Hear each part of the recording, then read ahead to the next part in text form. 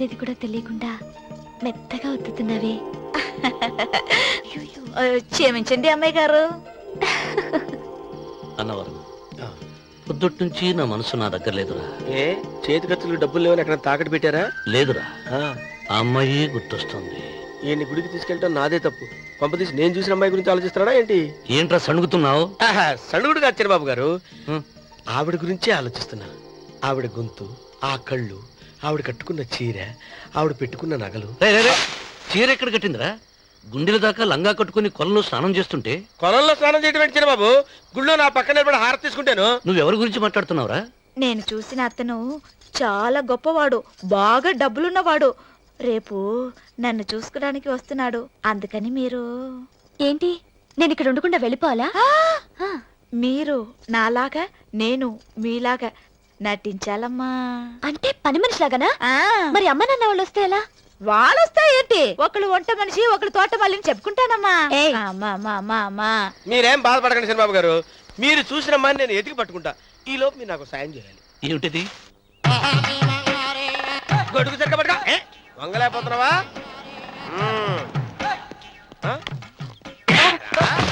పనిచేసే పద్ధతి ఎవడరా నువ్వు? నిలబడ్డావు. నేను ఎవడో చెప్పు. ఓహో, చిన్నమ్మ గారిని చూడడానికి వచ్చారు. మీ కాబోయే అయ్యగారు. దండాలు బాబు, వెళ్ళండి. నువ్వురా. పెద్దయ్య గారు అమ్మగారు లేకుండా ఈ చూసుకోవడాలేంటో. కొంచెం ఎక్కువ చేస్తున్నట్టున్నావు. ఎవరిని ఎక్కడ ఉంచాలో అక్కడే ఉంచాలి. వీడు కొంచెం చదివిచ్చాను, నెత్తిరెక్కుతున్నాడు. వీడి సంగతి తరువాత.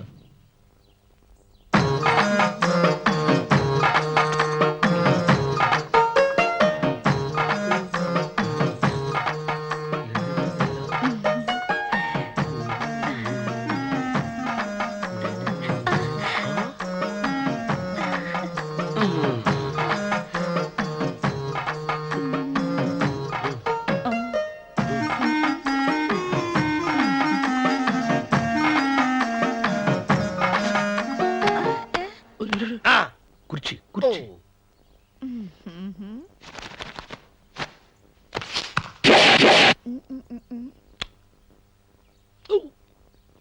అరుకు వస్తున్నాను అమ్మాయి గారు.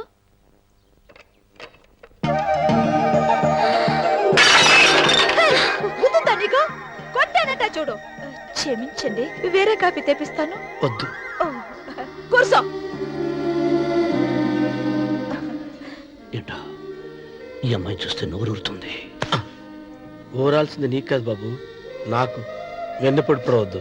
ఒరే, చాలా ఎక్కువగా మాట్లాడుతున్నా. నాకు నోరూరుతుంది. కుర్చీలో కూర్చుంది. ఆ పిల్లని చూసి కాదు, కింద కూర్చుంది పని పిల్ల. దాన్ని చూసి.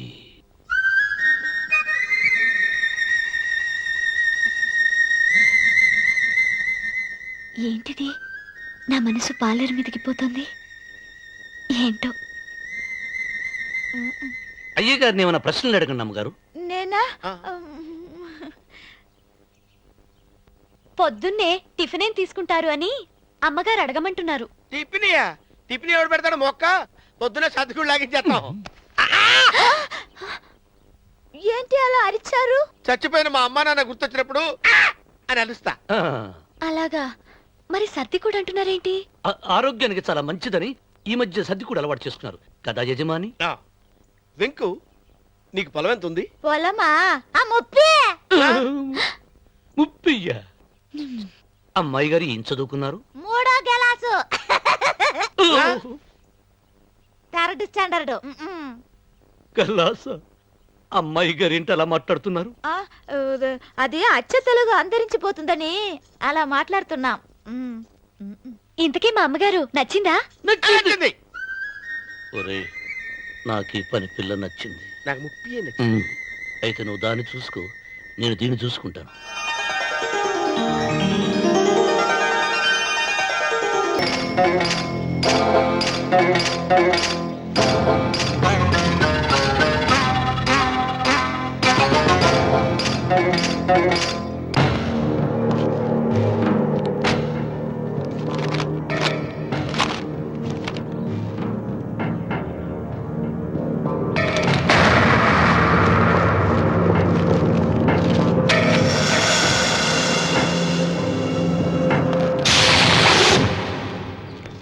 రామన్న చౌదరి, ఏయ్, ఎంత దమ్ము నీకు? నాకు కాగితం పంపుతావా? విన్నావా తొడదెబ్బ? దడదొడలాడాల్సిందే. ఆకు తిప్పడం నీకు అలవాటు కదా. ఆకు తిప్పితే తిరిగేది ఆకు కాదు, నీ చరిత్ర. నేను సుబ్బారాయుని కాదు, పహిల్వాన్ పాపారావుని.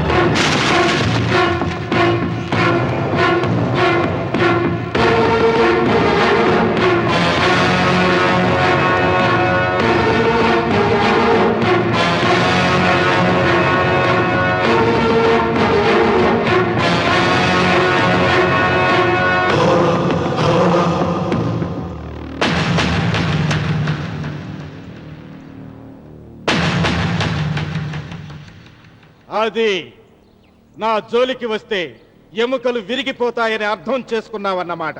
హ! హ!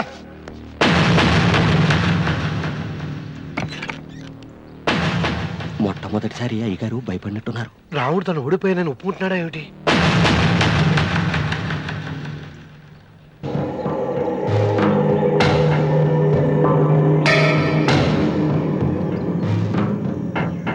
నిన్న నువ్వు వాళ్ళ ఇంటికి పోయి తొడగొట్టి సవాల్ చేసినప్పుడే నోరు మెదపనోడు ఇలా కారు కదుపుతాడా?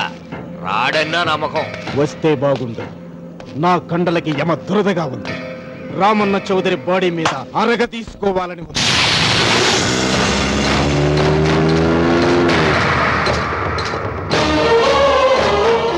నువ్వు ఊహించినట్టే వస్తున్నాడయ్యో అని ఏం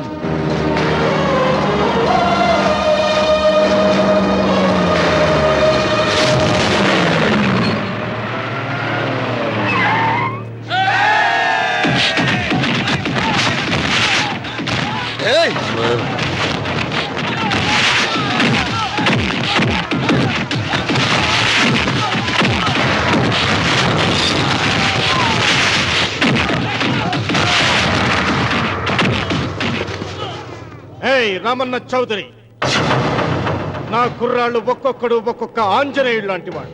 చూసావా నీ వాళ్ళని ఎలా చెడుగుడు ఆడించానో? రావద్దని చెప్పినా వచ్చినందుకు నీకు శిక్ష పడాలిగా. వచ్చి నా కాళ్ళు పట్టుకొని తప్పైందని అడుక్కోవాలి.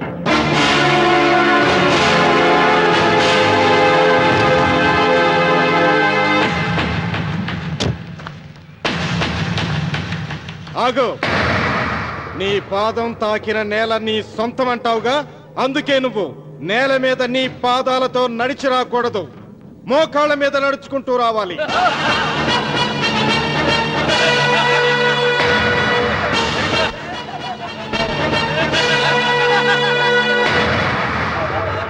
కానీ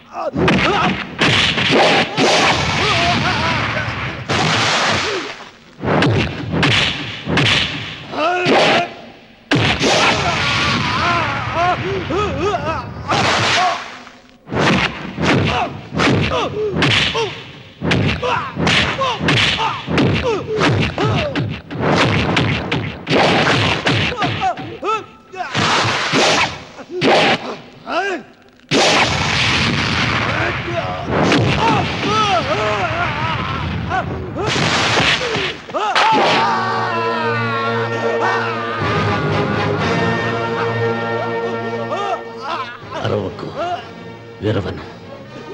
ఈ చెయ్యి నాకు కావాలి. దస్తావేజుల మీద సంతకం పెట్టాలి కదా. అన్వర్,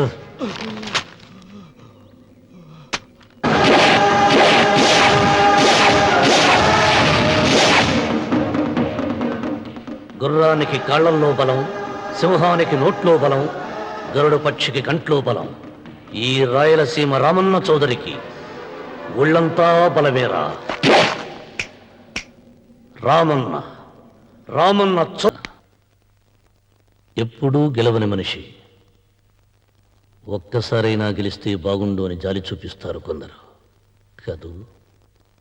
ఎప్పుడూ గెలిచే మనిషి ఈసారైనా ఓడిపోతే బాగుండు అని అసూయపడతారు అందరూ.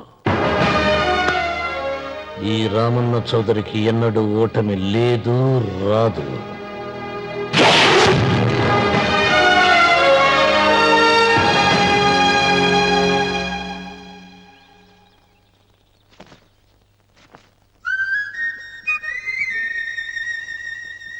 ఏంటమ్మాయి గారు ఆలోచిస్తున్నారు? ఆ? ఆ రోజు పనివాళ్ళ వచ్చాడే, అతని మొహంలో నాకు రాజకళ కనిపిస్తోంది.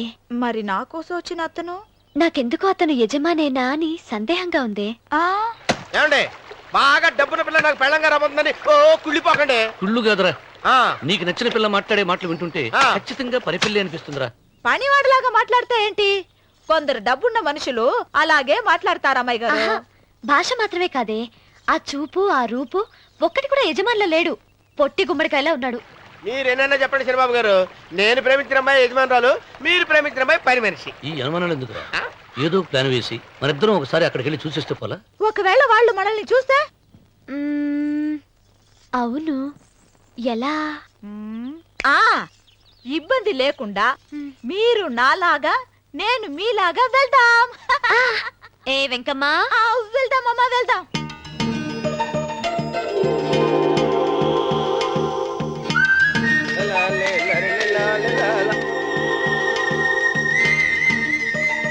చంద్రబాబు గారు, చంద్రబాబు గారు, అయ్యో బాబోయ్, చంద్రబాబు గారు కొంపలు మునిగిపోయారండి. లేవండి లేవండి, ఏమైందిరా? మీరు అర్జెంట్గా బట్టలు తీసేయండి, నా బట్టలు తీసేస్తారు. నా బట్టలు ఉడతీయమంటున్నావు, నీ బట్టలు ఉడుతున్నావు, నీకేమైనా మతిపోయిందా? బతిపోవటం కదా మగడ, మన పెళ్లి చూపులకి వెళ్ళి కొమ్మలతో అమలుపు దాకా వచ్చారు. ఆ పిల్ల నన్ను చూసిందంటే నా పెళ్లి అయిపోద్ది. నా బట్టలు నువ్వు తీసుకొని నీ బట్టలు నాకు ఇచ్చేయి. రేయ్, రేయ్, నేను నీకు ఎప్పుడు పనుడిగా నటించడం నా పని. నేను ఎప్పుడు రా? నువ్వు పనివాడు అని తెలిసి ఆ అమ్మాయి నిన్ను ప్రేమించింది, యజమాని అని తెలిస్తే చచ్చినా ప్రేమించదు. నా మాట వినండి బాబు, చెప్పను. నీకు దండం పెడతాను. వెప్పనంటే చెప్పవా? వెప్పను. అయితే వెళ్ళు.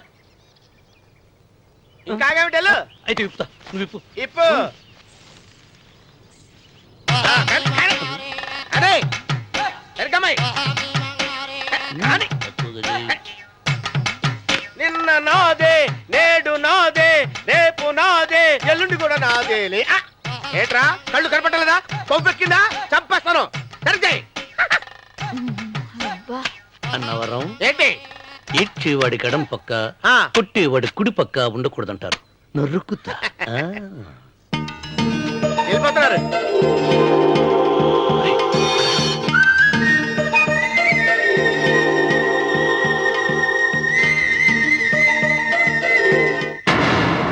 నువ్వే మాకు కొండంత అండ అనుకున్నావు, నిన్నే పిండి పిండి చేసి పారేశాడు. వామ్మో వాయ్యో, ఆ రామన్న చౌదరికి వయసు మీద పడుతుండా ఎంత బలమయ్యా. అతను చెప్పింది నిజం. అది కండబలం కాదు, గుండె బలం. నువ్వే ఇట్ట అయిపోతే ఇక మన సాంబశివరావు ఊరు వదిలిపెట్టి వెళ్ళిపోవాల్సిందేనా? నువ్వు గుండెను అతను కండను నమ్ముకున్నారు, కానీ నేను తెలివిని నమ్ముకున్నా. వెంకన్న, అలెగ్జాండర్ దండయాత్ర భారతదేశంలో అడుగుపెట్టగానే ఆగిపోయింది. ఈ రామన్న చౌదరి దండయాత్ర ఆ సాంబశివరావు పొలంలో అడుగుపెట్టగానే పూర్తవుతుంది. రేపే అన్వర్ని పంపుతా. వద్దురా రావుడు, రేపే మహాశివరాత్రి. జటాధార స్వామి వారు వస్తారు. మీ తాతల కాల నుంచి మీ ఇంటి ముందున్న శివలింగానికి పూజలు జరిపిస్తున్నారు. నువ్వెప్పుడో చూసావు. రేపు ఒక్కరోజు ఇంట్లో ఉండరా. మనకు వయసు పెరిగి తేజస్సు తరిగిపోతుంది. ఆయనకి రోజు రోజుకి వయసు తరిగి తేజస్సు పెరిగిపోతుంది. చచ్చే, జనానికి పిచ్చి పట్టి గడ్డాలు పెంచిన వాళ్ళ కళ్ళ మీద అడ్డంగా పడుతున్నా. రే వెంకన్న, ఒకప్పుడు ఈ దేశంలో 3 దేవుళ్ళు 3 కోట్ల మంది మహానుభావులు ఉండేవాళ్ళు, అంటే మానవత్వం ఉన్నవాళ్ళు. కానీ ఇప్పుడు దేవుళ్ళు లేరు, మహానుభావులు లేరు. ఈ స్వాములు మిమ్మల్ని మాయ చేయగలరు, గాని నన్నేమీ చేయలేరు.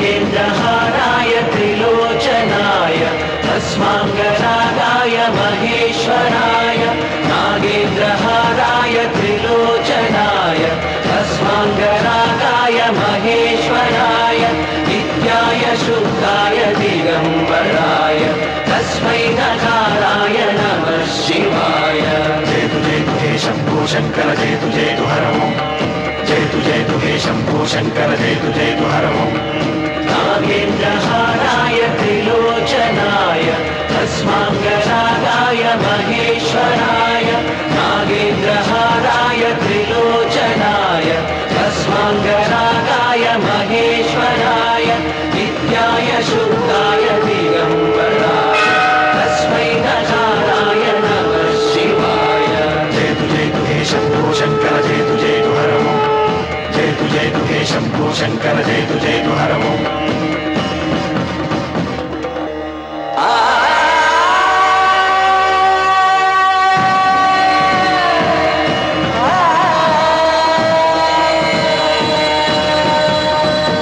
जयतु हे शम्भो शङ्कर जयतु हर ओम् जयतु हे शम्भो शङ्कर जयतु हर ओम् ఆయన ఏదో చెప్పాలని చూశారు, చెప్పకుండానే వెళ్ళిపోయారు. ఇన్ని సంవత్సరాలుగా స్వామి శివుని తప్ప మానవుడిని కంటితో చూడలేదు. ఆయన మొట్టమొదటిసారిగా మీ కుటుంబం వంక చూశాడు. ఆ చూపుకు అర్థం ఏమిటో నాకు తెలియటం లేదు. నాకెందుకో భయం వేస్తోందమ్మా.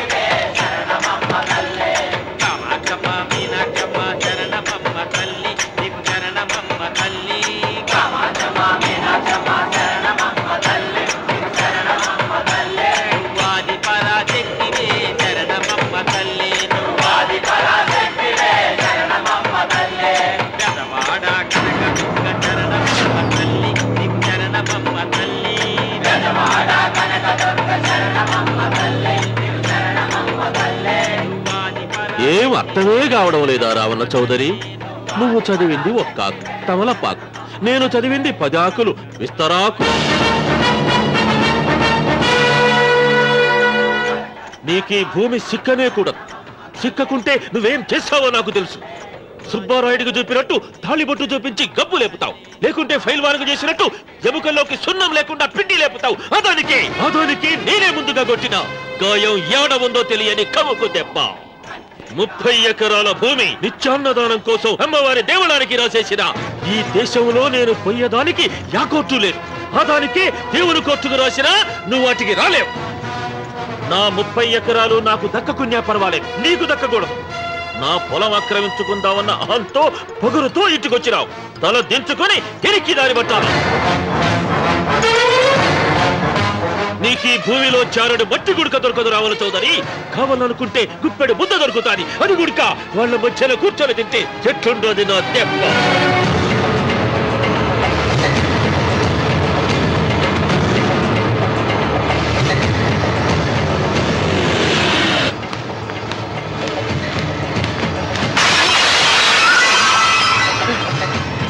ఏమైంది?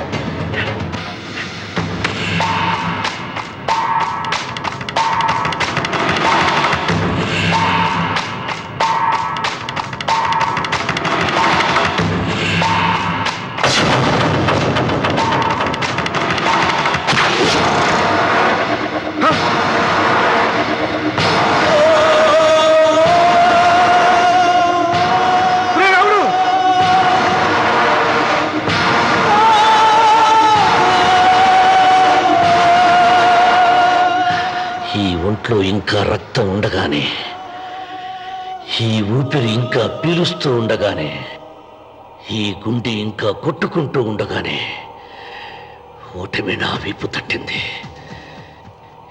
ఈ రక్తం మొత్తం ఒంట్లోంచి పోవాలి. జ్ఞాపకం వెళ్ళిపో, వెళ్ళిపో.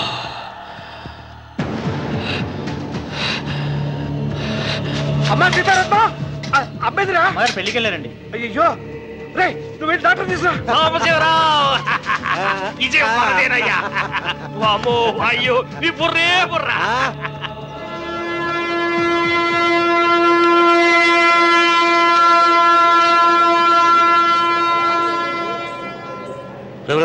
ఏంట్రా కింద పడింది తింటున్నావు? రేపటి నుంచి మీరు కూడా తినాలండి.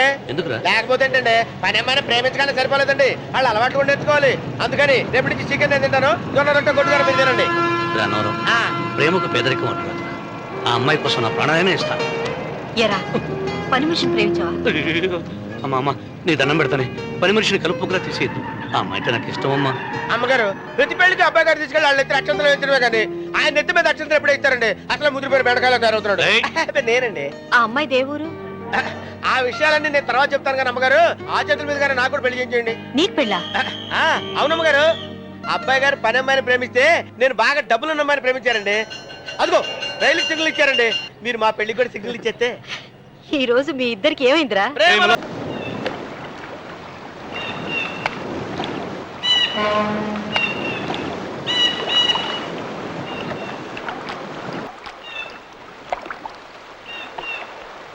నమస్కారం అండి, రండి.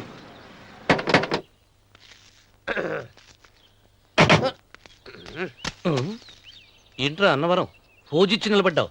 అరటిగా లోపల తీసుకురా. నేను తీసుకురానండి. ఏ నన్ను తీసుకెళ్ళమంటావా? మీరు తీసుకెళ్తారు, లోపల పెట్టుకుంటారు, మీ ఇష్టం. ఏమైందిరా నీకు? ఏమైందంటారేంటండి, లోపల నా గుండెలకు వచ్చిన ఎంకం ఉందండి. అది నన్ను ఎంత మోసం తెచ్చిందో తెలుసండి. ఆ విషయం నేనే మర్చిపోయాను. ఒరే అన్నవరం, తమరు మాత్రం వెంకమ్మను మోసం చేయలా? నేనే మోసం చేశానమ్మా. అదేనమ్మా, 100 ఎకరాల పొలం ఉంది, 200 ఎకరాల పొలం ఉంది అని చెప్పావు కదా. అందుకని నోరు మూసుకుని లోపలికి వచ్చి వెంకమ్మను నాకంటే ముందు నువ్వు పెళ్లి చేసుకో. ఆ తర్వాత రుక్మిణి నేను పెళ్లి చేసుకుంటా. అరటిగా తీసుకురా. నేను రాను, మీరని చెప్పినా నేను రాను. రావా? రాను. అయితే రామన్న చౌదరి గారికి చెబుతా. వద్దు వద్దయ్యో. తీసుకురా. నమస్కారం అండి.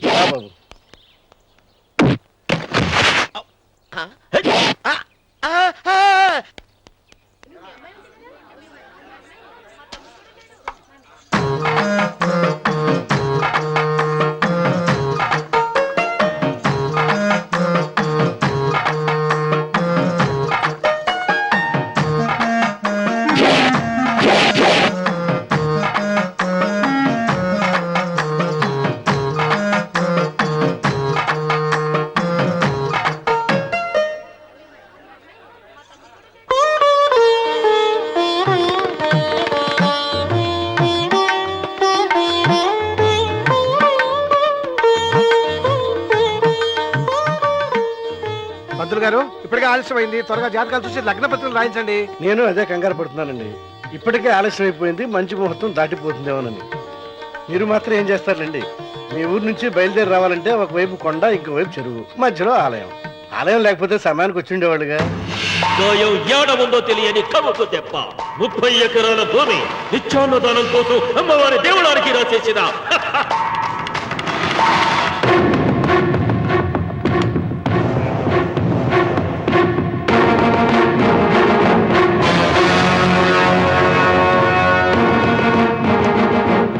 బావగారు ఏదో ఆలోచిస్తున్నారు.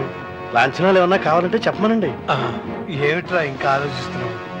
రావుడు, వాళ్ళంతా కంగారు పడుతున్నారు. శుభం.